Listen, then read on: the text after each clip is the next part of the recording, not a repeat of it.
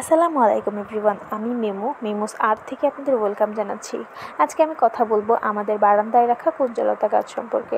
গাছটি আমি বীজ থেকে চারা করেছিলাম, তারপরে সে আপনা আপনি গ্রিল বেয়ে উপরে উঠে গিয়েছে। আমি জাস্ট ডিরেকশন দিয়ে গিয়েছি যে সে কোথা দিয়ে কোথায় যাবে। গাছটি আমি বারান্দায় রেখেছি এজন্যে যে যাতে সে পর্যাপ্ত আলো বাতাস পায়। গাছটির বয়স খুবই কম, গাছটি খুবই ছোট, তারপরেও মাশাআল্লাহ এখন থেকেই সে যথেষ্ট পরিমাণে ফুল দিয়ে যাচ্ছে। আমি গাছের খাবার বলতে পেঁয়াজের খোসা ভেজানো পানি, সবজির খোসা আর চায়ের পাতায় দিয়ে থাকি।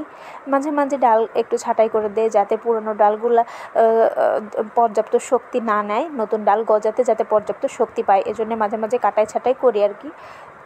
আমি তো ভেবেছিলাম প্রথমে যে গাছটার হয়তো লাল ফুল হবে, কিন্তু এখন দেখতেছি যে না, গাছে গোলাপি কালার ফুল হয়েছে। লাল ফুল তো সচরাচর দেখা যায়, গোলাপিটা তো সচরাচর দেখা যায় না।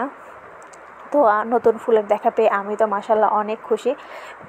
এই যে ফুলের ছবি, কেউ মাশাআল্লাহ বলতে ভুলবেন না। আল্লাহ হাফেজ।